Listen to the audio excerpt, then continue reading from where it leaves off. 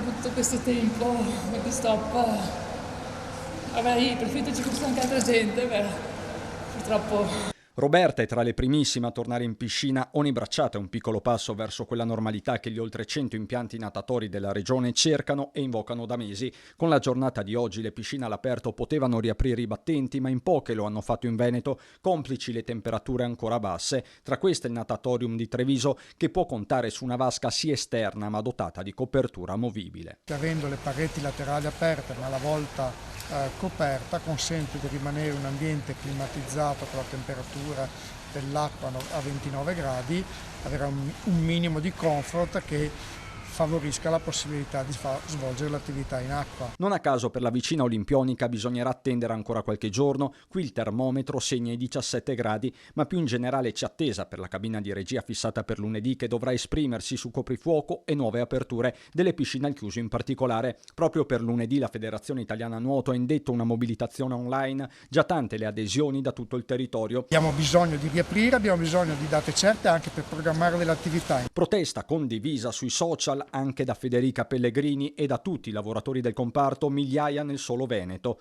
L'importante è essere partiti. Sicuramente, e adesso speriamo in bene, dai. Alla cabina di regia guardano anche le palestre che partiranno il 1° giugno, per alcune forse sarà già troppo tardi. Non bisogna dimenticarsi di quelli che non possono essere ottimisti perché hanno già chiuso. Quindi il mio appello a questo governo è proprio questo, di non dimenticarsi della gente che ha chiuso, di non dimenticarsi della gente che non ha più un euro. E su coprifuoco e riaperture è l'assessore Marcato in visita a Castelfranco Veneto a confermare la linea della regione. Io credo che ormai con i vaccini che insomma stanno andando a ritmo serrato, con la bella stagione che sta avvicinando, con i tanti che sono già immunizzati, insomma io credo che basta, le imprese hanno già pagato uno scotto enorme, via il coprifuoco, ritornare quanto prima alla normalità, perché sì, ne ha bisogno l'economia, ma credo che a questo punto ne abbia più bisogno la nostra testa.